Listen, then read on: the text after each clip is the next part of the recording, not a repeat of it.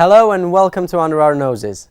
Here our mission is to unveil the hidden passions that lie behind our lecturers, our colleagues and our friends. My name is Cătălin Preda and today we'll get to know some people who prove that there is no limit to doing what you love. It is said that people with passion can only change the world for better, right? Coming up on today's show, we meet a wheelchair fencing international medalist, passionate artists and innovative musicians. We'll also be talking to an aspiring aerobatic pilot and his pursuit to become one of the greatest. Also, we'll have a very special guest, a world music expert, Marcos, who will teach us more about the origins of flamenco music. But now let's introduce our first guest. With long-standing experience in radio and TV production, he's a respected journalist, teacher and successful blogger. His first job, however, found him working as a road sweeper, and 35 years later, he's still handy with the broom, but in a far more exciting and greatly entertaining way. Please welcome to our stage, champion Morris dancer, Mr. Simon Pipe. Hello Simon. Hello. Great to have you here Thanks today. I've got something for you to put on. Do you want me to be the Morris dancer today? If you're going to do this, we have to be All suitably right. dressed, and that will certainly keep you warm. There we are. Do you like my chicken? Is that your chicken? Yes. Morris Does it make eggs? No, it doesn't. No, it doesn't. It does this. Oh gosh. And there's a very serious reason for introducing this, because fooling is part of the Morris tradition, and although I'm quite a serious dancer, I also like to fool around. I'm not ashamed to fool around. But I've that got would be lots of one- rubber chickens. That's my main curiosity. Why Morris dancing? I think it's a wonderful tradition, and there's something brilliant about the fact that the English, who are meant to be very reserved, are willing to go out in public wearing clothes like the ones you've got on, silly ones or sensible ones like these, and behave in an extraordinary way, and that's before they've even had anything to drink. And I think it's a great thing that ordinary people will go out and do that. What's the Morris dancing origins? Where does it come from actually? I like to say that the great thing about Morris dancing is no one knows where it comes from. So it's a mystery. And no one knows where it's going. But certainly we have records of Morris dancers in this country going back to the 15th and 16th centuries. I know you have a famous, well, you're proud of one of your dances in particular, and that is the famous broom dance. Yes. Tell me more about that, please. It's true, by the way, I am an ex-road sweeper. It was my first job after leaving school. My grandmother was shocked. And years later, I did write a broom dance, because there are traditional broom dances all across this country. And I started writing it when I was on paternity leave for my first daughter, and she's now at university, so it's taken a long time to evolve. And we did go out onto the streets of Coventry and mock up that I was a road sweeper and suddenly breaking into a dance. I should say we were dancing to a laptop computer and not live music, and every time a bus went by we couldn't actually hear and had to stop. But I have a curiosity, and I'm happy that I have you here to ask about it. How many brooms do you have home? I've got 20 brooms. Do they at ever home. wear out? No, because I'm very strict. Some of them break, and I have had to finish a dance with a broom handle that was only that long. Did And your it's on wife break YouTube. them? No. Does she ever mix them up? She does, and she if she uses them for sweeping, she gets into trouble. They're not brooms, they are my dance partners. So would you say your approach to Morris dancing is traditional or more modern? My team doesn't do anything strictly traditional. It's all evolved from the Morris or from other traditions like comedy dance, music hall comedy dance, or jiving Lindy Hop. We take steps from wherever, but give it a Morris character. And if you do it with bells on, it has a Morris character. Thanks very much for joining us today, Simon. Thank you very much. And I'm afraid I'm not going to go away now, because, Kat, I'm now going to turn the tables on you, and you are going to become a guest on your own programme, because as well as being a presenter here in Coventry, you're also a TV presenter in your own country, and we have a clip of you on television which we're going to see now. We're switching positions. Okay, let's watch the clip. Irezistibilul Daniel Buzdugan, seducătoarea Anda Adam și Cătălin Preda, multiplu campion la sărituri, un juriu impermeabil într-un show care face valuri. Splash, vedete la apă. Nu ratați premiera, duminică, 7 iulie, de la 20:30 la Anda. Be back in my own clothes now. Yes, Good to be back in the congratulations. studio. That's quite a clip of yours, jumping up. How many of those divers were you, by the way? 2 out of them 3. Right. I did the more fancy dives. Yeah, okay. Because you're a world-class diver and also a TV host on your country's version of Splash. which we That's know true. in this country from Tom Daly. Guilty as Yes. charged. Yes, that was a very interesting project that I worked on. I had the honor to be selected among the judging panel for Splash Romania, and I was the expert judge in the panel, so I only took care of the diving part, which was a really interesting experience considering that I'm studying journalism and media here at Coventry University, and that in future I'd like to pursue a career in television. So it was really nice to be on the set, see everything, how it goes professionally, and be part of a great team. Diving to me seems scary, very scary thing. I like to keep my feet within 6 inches of the ground, shall we say. But you're jumping from a very great height indeed, from a plank of wood into a pool of water, which I suppose you're not going to miss. But you are quite a top performer. I mean, how good are you? Yes, I had good results. When I left university, I was in the national team, national Romanian team, and we were getting prepared for the London Olympics. That was back in 2010. But instead I chose the academic path, and I came here hoping that I would still be able to practice diving and keep training here at the local pool. Unfortunately, there was no diving coach available. I started coaching eventually, but I still do compete, so I still miss international meets. However, I would like to get back into diving. Is it still possible? Is it still possible? Well, I'm still competing nationally, but I would like to get back internationally, I mean. And so in Rio a is more a possibility? exciting way, maybe, Yeah, now, well, that's it. Because jumping off a plank of wood into a pool is one thing, but you want to do something completely crazy and jump off cliffs. Well, yeah, Red Bull cliff diving is one of my main ambitions. So I will aim to achieve that. I will aim to achieve a spot in their competitions, and it would be great to be part of the few that are selected annually. But aren't you? It's going to be terrifying, isn't it? Well, considering that the height is almost 3 times, so it's the equivalent of, say, 6 double-deckers. And have you ever done that? I've done it from 25 meters, not 27, but I was almost there. And what does it feel like? Hard on impact. Hard on impact, because yeah. But is it the acceleration forces and you go through G forces, it's complex, but it's spectacular. It's like going at high speed into a wall without wearing a car. Well, you get to reach, you're reaching speeds of up to 85 kilometers per hour. Do you actually experience it while you're falling? Do you know what's happening? Yeah, that's the spatial awareness that you have to have. Yeah. And then suddenly it's very cold.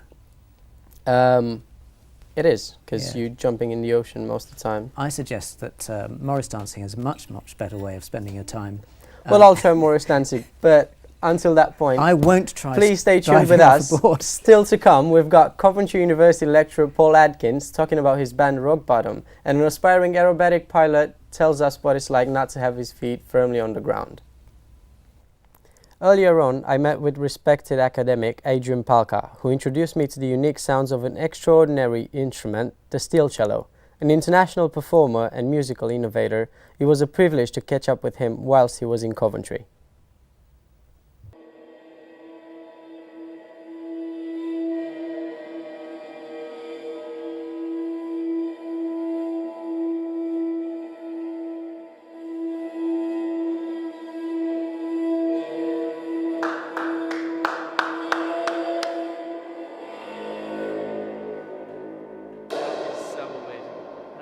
Hello there. This is an amazing instrument you have here. It's just fascinating what I just saw. Tell me a bit about it, what it actually is. The name of the instrument is steel cello. So it's a steel cello. It's made of steel. So this is just classic industrial steel sheet, 8x4, with a metal string strung from the top to the bottom and tensioned like any classical stringed instrument. How did it take shape? I first came across it in Berlin in the 1990s, but it originates from New York in the late 60s and early 70s, when there was a very open mindset amongst the artists in those days, and the boundaries were down between the different art forms. And so this is a sculptural instrument. It's both conceived of as a sculpture and as an instrument. So you can look at it, and you can listen to it. And would you say it's an experimental instrument?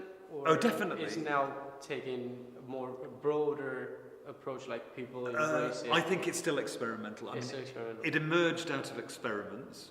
I mean, there's a whole musicological debate about what's experimental and what's not experimental. But I would say it's an experimental instrument. It emerged out of experiments. The people who invented it didn't really know what they were doing. They just kind of found a way, and this emerged. I know you've had a project where you performed in the cathedral. Are there any other projects in perspective in the near future? Yes, the next project is a lot of this history of this instrument is related to Germany. Okay. So the inventor was born in Germany and was an exile from Nazism. He was Jewish. That's the birthplace and the Yeah, starting well, point sort of of. this. His story is completely and utterly linked with Germany, and also within sound art, there's a very strong tradition in Germany of something called Klangkunst, which is not quite the same as sonic art. It's a whole kind of category thing, but this exists very well within the German context. And so we're doing a performance in Germany with, we hope, 25 of these in a museum in eastern Berlin to commemorate the 25th anniversary of the fall of the Berlin Wall, which is November the 9th this year. Well, that sounds fascinating. Sounds like an amazing, ambitious project. It could make a lot of sound. Yeah, I bet I can hear it's quite noisy. Thanks very much for your thank time. you. Well, thanks for your interest. I will let you carry on playing. Okay, Thanks thank you very much. Cheers.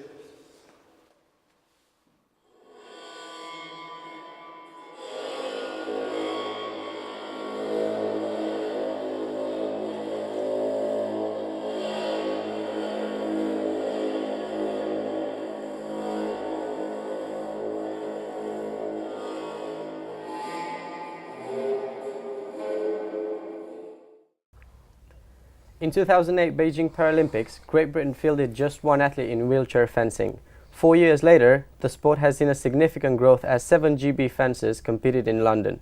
Our next guest is not only a dedicated student, but also one promising figure for the 2016 Paralympic Games. Please welcome Shah Rashid. Thank you. I'm happy to be here. It's nice having you here, Shah. How are you today? Yeah, not too bad. I see we are also joined by your assistant's dog, Teddy. Yeah. Here's Teddy. He's wimping his tail. All right. So I understand you are part of the national wheelchair fencing team. How does that feel? How does it make you feel being one of the greatest in Britain?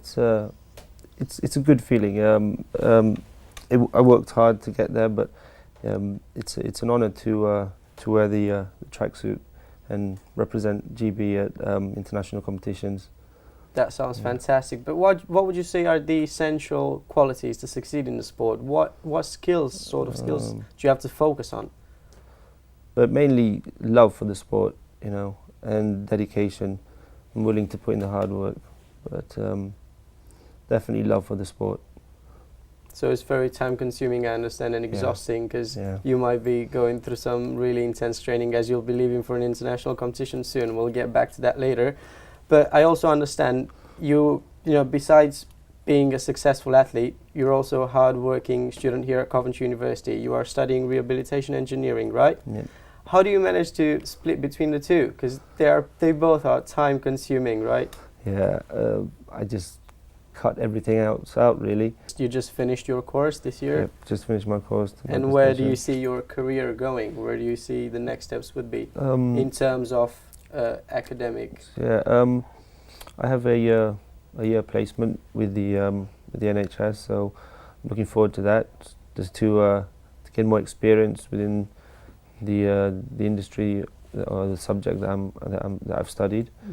So hopefully, once I finish that placement, I'll have a job somewhere. So you're sort of aiming to become an innovator in the industry, right? Yeah, hopefully, yeah. Yeah. Seeing as I'm a wheelchair user myself, so I see things from a slightly different perspective to say an engineer who's able-bodied. Yeah. Yeah. I see you wearing the kit today, so you must be ready for the next competition, which is European Championships in Strasbourg, France, I understand? That's correct, yep. On Yeah. the 5th of June we'll be flying out. The GB team, all of us. So I'm looking forward to that, to see, not only to represent my country, but also to see some of the other fencers from different countries, because we're all good friends, and we meet up every competition really. So yeah, but definitely trying to get my head into gear now that I've just finished my degree, or the degree part of my course. So it's good seeing other methods of training. Yeah. But what would your training routine be like for these days?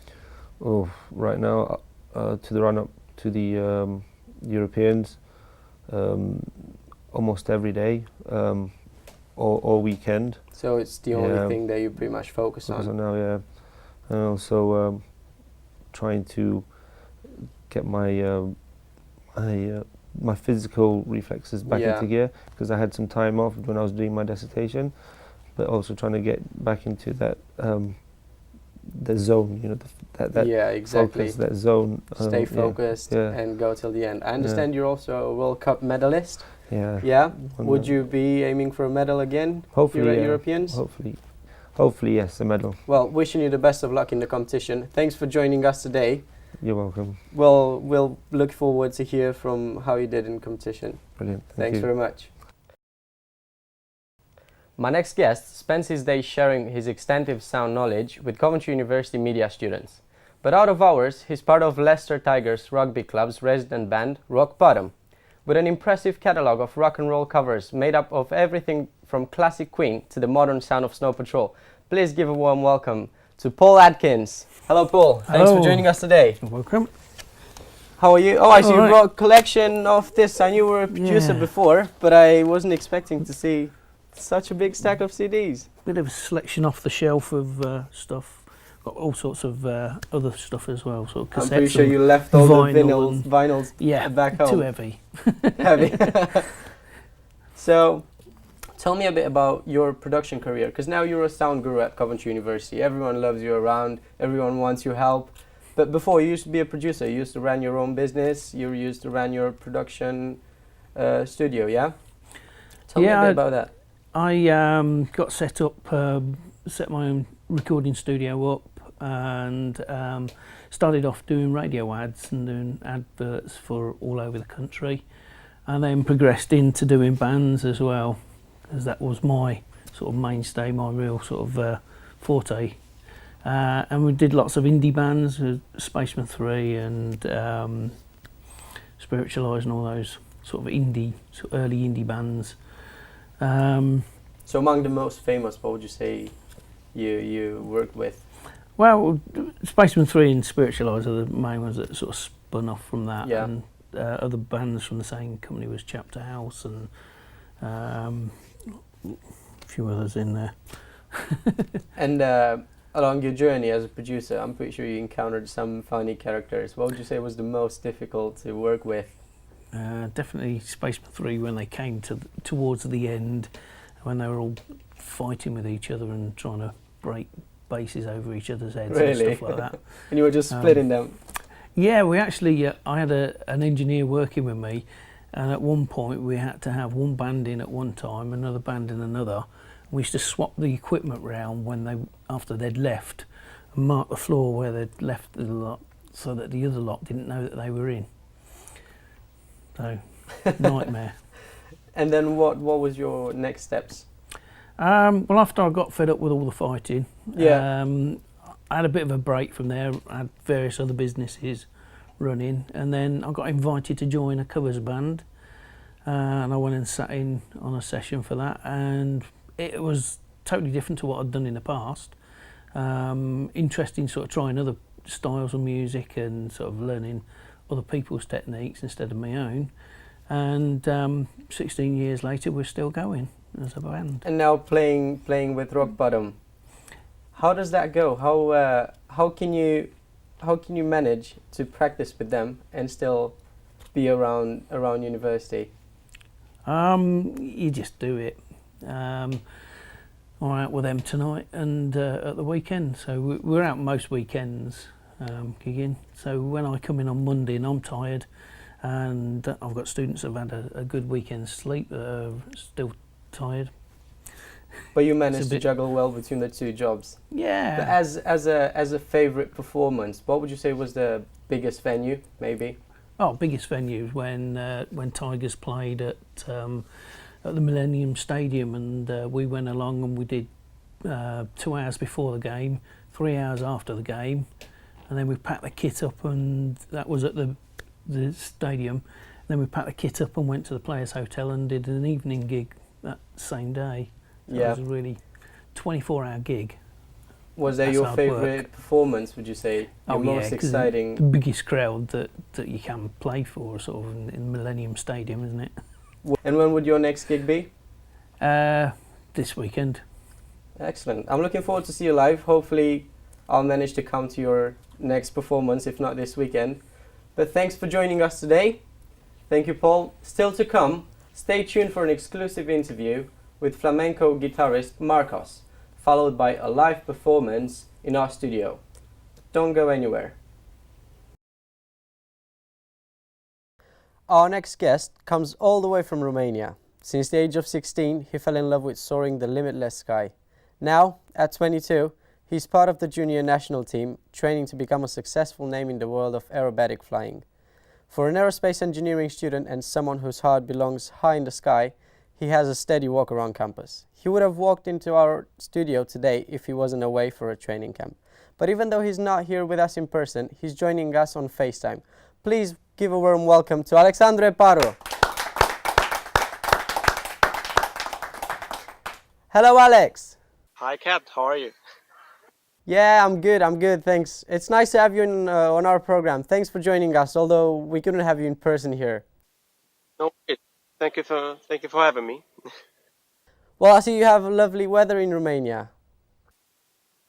It's almost 80 degrees Fahrenheit here, so it's very good. Oh, and you just right by the plane. Have you just landed now? Yes. Actually, I've landed half an hour ago, but I've been waiting for the call to happen, so the plane is sitting outside for this occasion, especially. Oh, that's brilliant. So you haven't put it in the hangar yet? No. See, that's the hangar behind me right there. Yeah. Yes, exactly. Yeah, it's an aerodrome actually. That's exciting. And what exactly did you say you're doing in Romania? I understand you're part of the aerobatic flying junior national team. Is that right? Exactly. So we're actually they took 5 of us, and they're training us to join the national aerobatics team. And this is the plane we're actually flying now. So basically, each aerobatic training camp, we're evolving and using another plane. But please tell me a bit about your journey in the aerobatic world. How did you get started? Was it a childhood passion? Well, firstly, it started when I was 16, but it started with me flying gliders. That's how you basically start in the Romanian Aero Club to learn the principles of the flights. And then, depending on your skills and training, and how long it takes to train you, they basically choose which category you're going to follow. And for me, it was the aerobatic one. So I guess you're aiming to become one of the best aerobatic pilots and develop a successful career. Hopefully.